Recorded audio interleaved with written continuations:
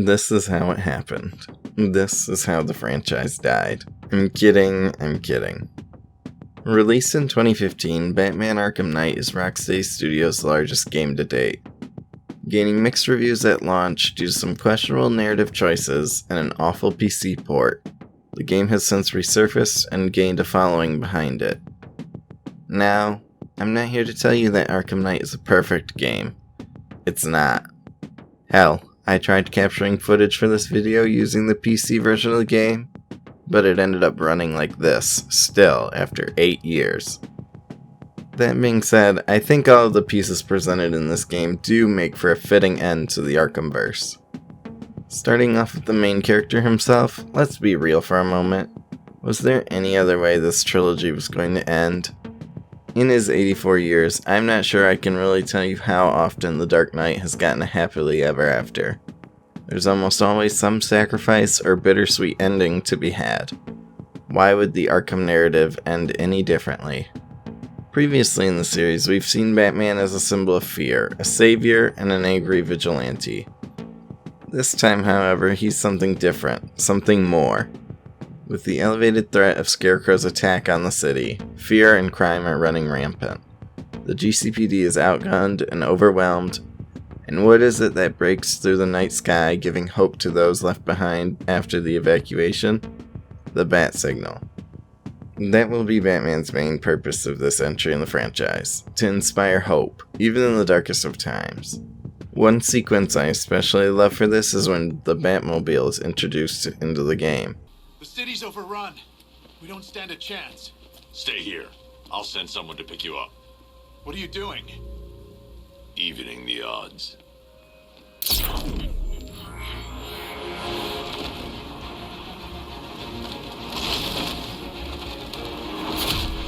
If Scarecrow is going to beat Batman at his own game and weaponize fear against him, then Bruce must become something more.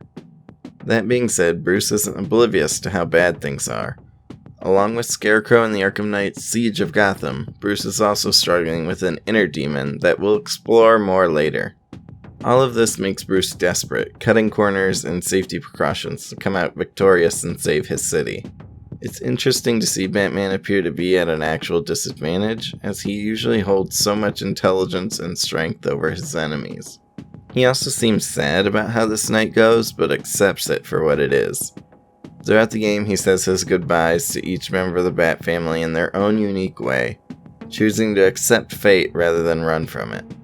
In order to combat all of this, Batman's gadget and technologies are at their peak. He has faster armor, which allows for the super unrealistic multi-takedowns introduced here. Almost every gadget from the franchise makes a return here in some capacity. Even the holograms and VR technology from Arkham Origins make a return here. It all really helps to make this feel like this is the Arkham Batman at his peak. All of the technology we have been building and perfecting over the franchise makes an appearance here in some capacity at its best. Of course, with every mountain, after the peak comes the fall. With his identity revealed, Bruce isn't left with many options for continuing the Batman. He's no longer a myth, just a man in a bat costume. Without the fear and mysticism, the Batman doesn't work, and leaves Bruce's loved ones in danger. Bruce even acknowledges this in his final goodbye to Selina, remarking that Gotham needs a new myth. It's with this mindset that he activates the Nightfall Protocol. The idea here is that once Bruce feels the city is safe, he fakes his death via blowing up Wayne Manor with himself inside, killing the idea that Bruce Wayne is Batman. In an epilogue set a few months after the Nightfall Protocol, we see a young couple, similar to Bruce's family all those years ago, head into Crime Alley. Here, they're held up by two criminals who find themselves interrupted by a giant bat-like creature. The two criminals don't have time to respond before the creature erupts into flames and leaps at them.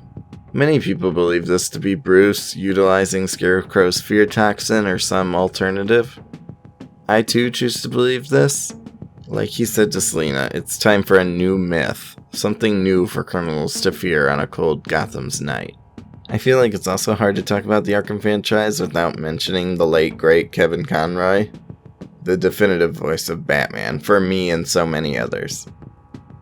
He truly put his heart and soul into this character, and I was devastated to hear of his passing late last year.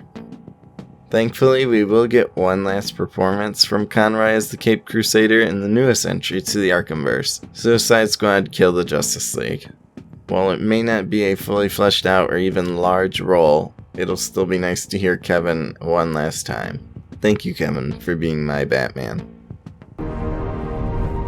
Ow! Jump scare! Miss me. Of course, with this being the finale of the Arkham series, it would be hard to leave Mark Hamill's Joker out of the mix. The Arkham series started with the Joker and featured him in every game. Of course, it has to end with him too. Joker makes a reappearance here thanks to a mix of Scarecrow's fear toxin and a made-up disease thanks to Batman being infected with Joker's blood in Arkham City. While maybe not the best narrative they could have gone with, it works enough to get Joker back into the story, where he is much needed. Joker here continues to push Batman's one rule, even from beyond the grave. As he and Bruce fight for control over the body, Joker pushes Batman to become more aggressive and forceful. Think about the skills Batman has when he's not trying to kill you.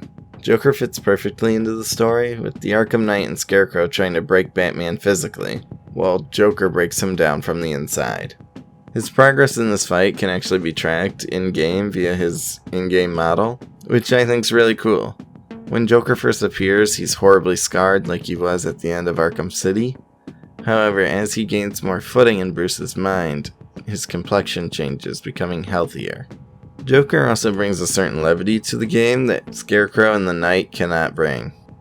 During the game, Joker delivers morbidly grotesque quips on events throughout the story. The game also gives the opportunity for a definitive conclusion for the Joker in the Arkhamverse. Yes, he died at the end of Arkham City, but that didn't stop fans from theorizing every possible return from cloning to the son of Joker. Here, there's no coming back from this as Bruce locks Joker away in his mind, letting him suffer a fate worse than death for the Joker, being forgotten. Similar to Conroy as Batman, there is no better voice for the Joker than Mark Hamill. Mark perfectly captures the maniacal glee that the Joker gets out of what he does.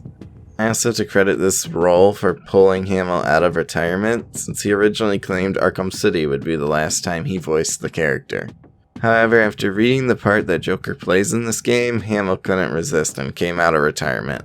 With the recent passing of Conroy, Hamill has said that he's done with the Joker, not wanting to play the Clown Prince of Crime without his Dark Knight. It makes this game being one of the final encounters between these two actors as these two characters all the more bittersweet. In a twist some people saw coming, Jonathan Crane, aka the Scarecrow, makes his grand return in this climactic final chapter. This is actually perfectly foreshadowed by the previous two games.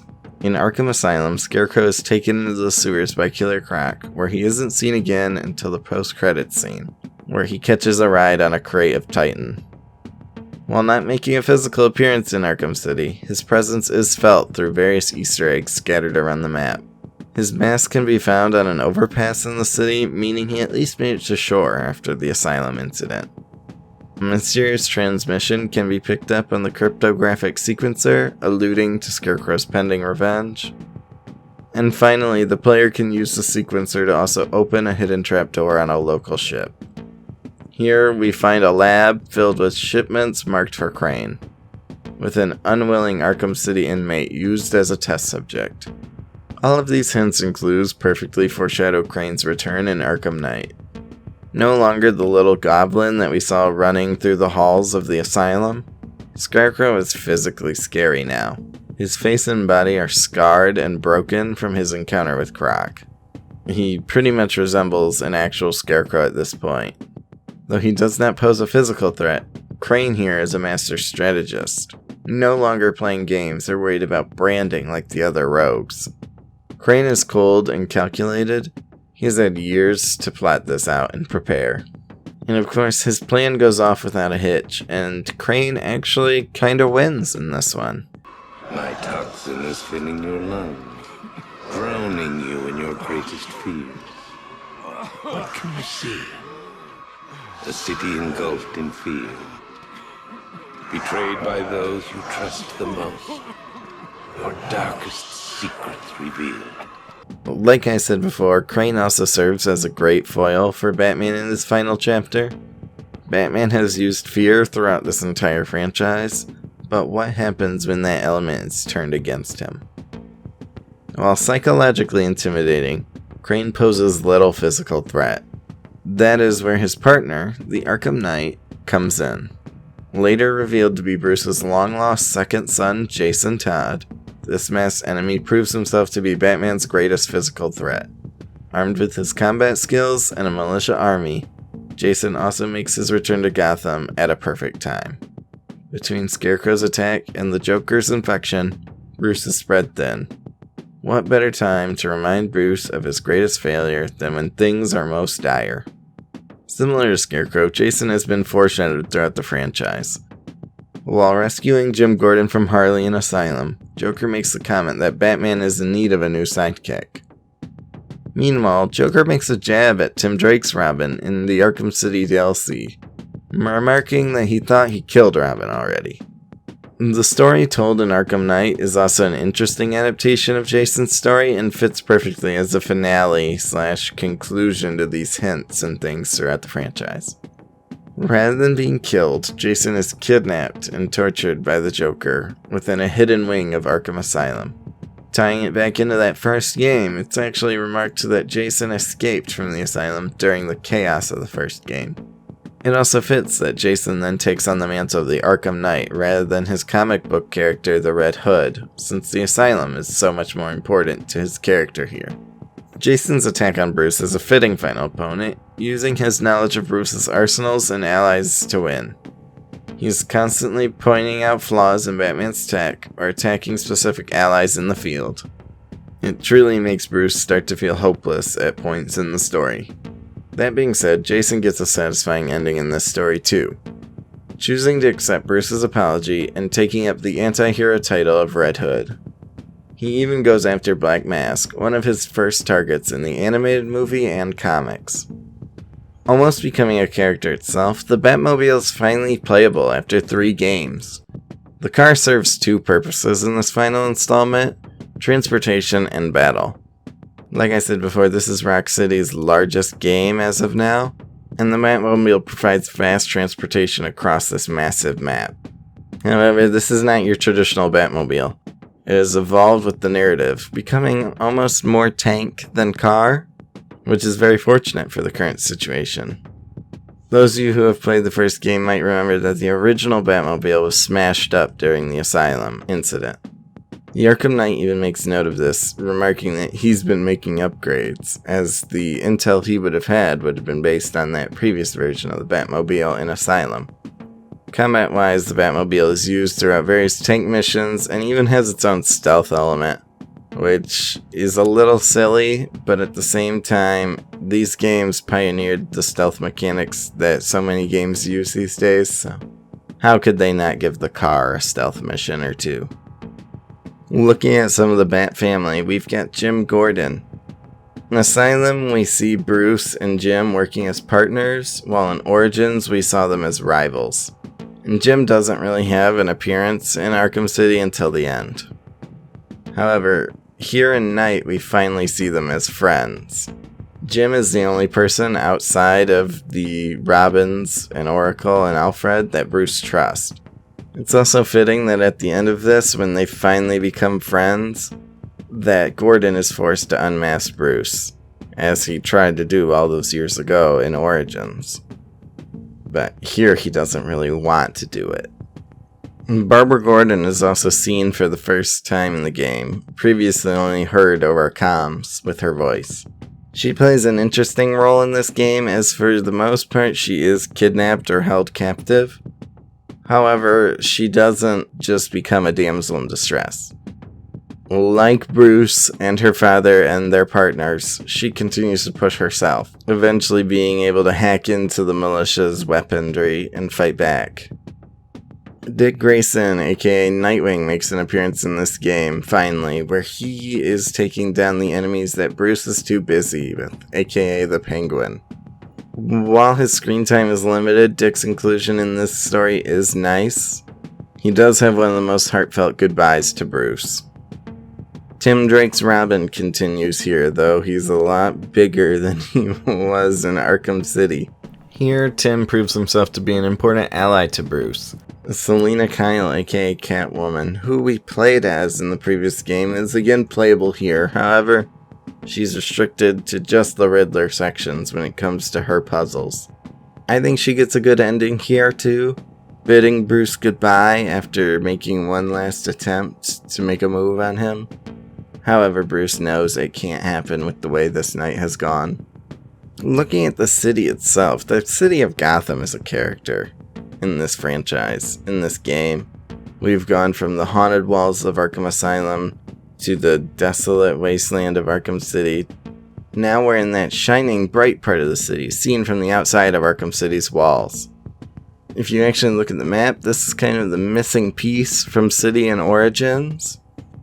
The opening sequence with Paulie's Diner immediately establishes the impact that the game events have on normal citizens, which also makes it all the more tragic when the city falls into disarray after Scarecrow's attack, leaving the city a desolate wasteland for Scarecrow and the other villains to take charge.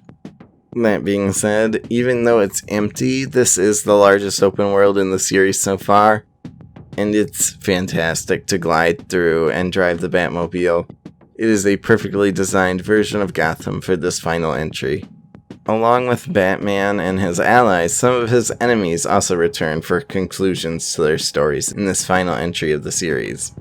Victor and Nora Freeze's doomed relationship intertwines with Batman once again, as Scarecrow and the Arkham Knight take Nora hostage to turn Freeze against Bruce. We saw their start back in Origins, and we saw Victor and Batman's relationship grow in City, and now it's time to say goodbye in Night. Despite their best efforts, Bruce and Victor cannot save Nora, and they're given a bittersweet happily ever after as Nora and Victor leave Gotham to live out whatever time they have left. Bane does not appear in the main game, however his gear can be found, and a Gotham City story details that he returned to his home of Santa Prisca and gave up Venom and Titan in order to become a better man and free his country. While it would have been nice to see Bane in this game, it's at least nice to get some kind of conclusion to his character. Killer Croc, after being a menace in the first game and a cameo in the second, returns here in the DLC. Having been experimented on, Croc has mutated to grotesque proportions. I think Croc's presence here just shows how much Batman has grown over the years. As in the first game, you cannot fight Croc directly, while here, you have a straight-up boss fight where you just beat the snot out of him. Ra's al Ghul makes an appearance here, last seen on the fence post of Arkham City. However, his body has disappeared when you return later. Here, Ra's is on life support. The player is given the ultimate Batman choice of whether to save him or let him die. Personally, I believe letting him die is the correct narrative choice, and gives a fitting conclusion to that character. So that's it. That's how it happened. That's how the franchise came to a fitting end. Like I said, is it a perfect game? No, however, I do think it is a fitting end to the Arkham franchise. It elevates the game beyond just gameplay mechanics that were seen previously. Batman is at his best, and you feel like you are at your best. The tagline for this game was "Be the Batman." And I truly feel that this let you feel like you were the Batman. With Bruce's story now over, his allies set to take charge of the city, and some of his greatest enemies defeated, I do feel that these all come together to make this game a fitting end to the Arkhamverse. Thank you all so much for watching. Let me know your thoughts of Arkham Knight in the comments down below. If you liked what you saw here and want to see more, don't forget to like, subscribe, and hit that bell so you know when the next one's coming. Thank you for watching, and I'll see you in the next one.